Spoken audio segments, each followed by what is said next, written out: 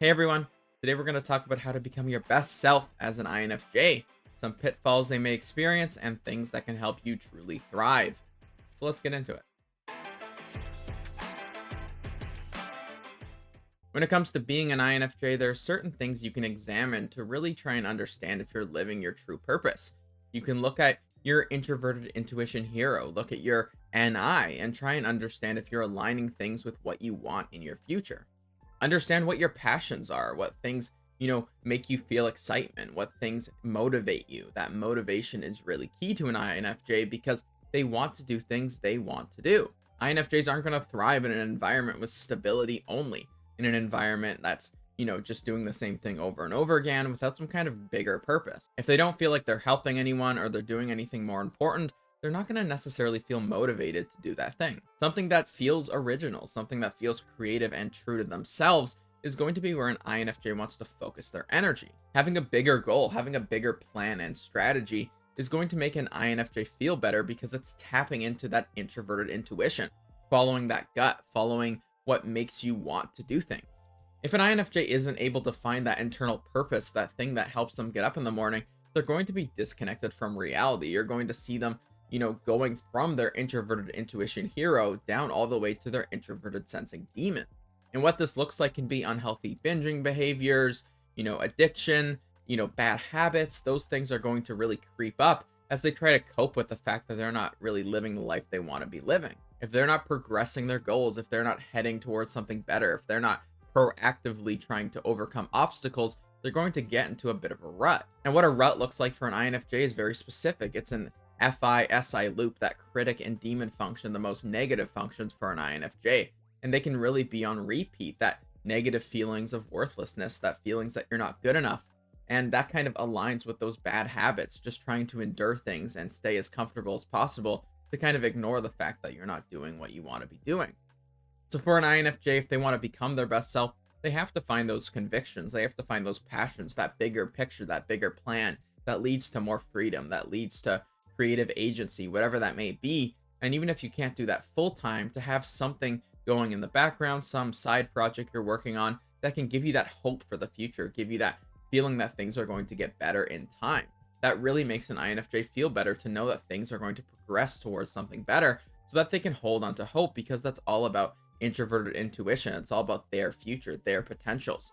All of the things want to be, progressing at the same time so that you can feel like things are going somewhere and not stuck in one place. INFJs are going to want to protect this emotional and mental state, not necessarily given to guilt, given to obligation that they have to do certain things, but be able to understand that that's a core part of their mental processes and a core part of what makes them happy. Being able to do something that they really want to do, being able to do something that they have hope for, that's going to progress, that's going to change things in the future, that maybe provides values to others or maybe gives them some element of freedom. Protecting this and not allowing other people to necessarily pressure them to follow societal norms or pressure them to do things that other people are doing will help an INFJ protect this zone. And when they're able to tap into that core desire, that core being, they're going to become a more authentic version of themselves. Another thing that INFJs need to become their best self is the ability to speak their mind. While INFJs are definitely feeling types, they're seen as being very emotional, they do have introverted thinking in that third slot. So it's kind of connected to that hero, that first and third slot, or on play a lot. So INFJs are always thinking, they're always analyzing, they're always, considering different possibilities. And this analysis needs to be processed and understood, but it also needs to be spoken. It needs to be shared with the world for them to be their truest self. When they're able to read, when they're able to learn and then process this information and write and share it, it's going to make an INFJ feel like they're contributing to the world. And this is really the core of an INFJ's being. It's using the truth to have a better future. It's making smart decisions. It's that combination of NITI on that loop. And that's really that, foundation of what an INFJ wants. That agency, that freedom to speak their mind, that pragmatism is really important to an INFJ.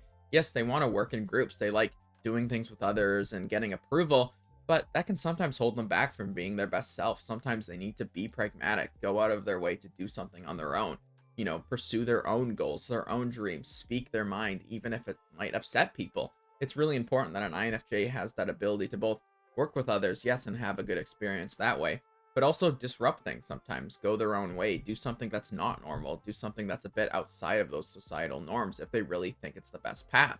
Being able to balance both these things is going to make an INFJ become their best self.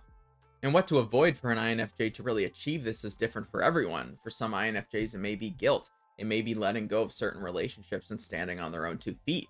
For some INFJs, it may be, a bad eating habit they've picked up because they're not able to be, the person they want to be. It may be drugs, it may be something else, but an INFJ wants to avoid some of these pitfalls if they want to pursue their goals. Anything that stops an INFJ from being proactive is something they really want to avoid. Something that slows them down, that slows their thought process, that numbs them. These are things that an INFJ does not want to consume because they want to be sharp with their TI. They want to be sharp with their decision making. They want to be proactively going out of their way to achieve these goals and overcome their fears to become, the happiest. So that's something they want to avoid. They don't want to have a bad habit that keeps them too comfortable or keeps them in a zone of, complacency, because that's not a place where an INFJ really thrives. That aspiration, that achievement, that courage is really where an INFJ can become their best self and utilize their functions in the best way.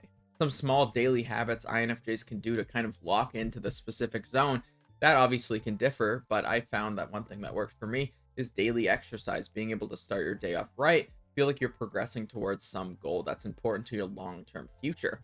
So that's really what it's about, engaging with your passions, engaging with something creative that you want to do, that you want to do long-term. Those big long-term goals, if you feel like you're progressing them every single day, that's going to make you feel better in the long term. And that delayed gratification is really key to making an INFJ happy, because they are such a big picture thinker. They're not just trying to live in the moment. They're not trying to get stuck in the past. They're trying to really make things better and continuously improve. And that improvement is really helped by that delayed gratification, being able to, put different things that are instant gratification away, whether it's your phone, doom scrolling, too much YouTube. Yes, you can allot time for that, and that's not an inherently bad thing. But make sure that you're setting aside certain things that you're doing that really, they help with your long-term goals. They help with that delayed gratification that you need to achieve.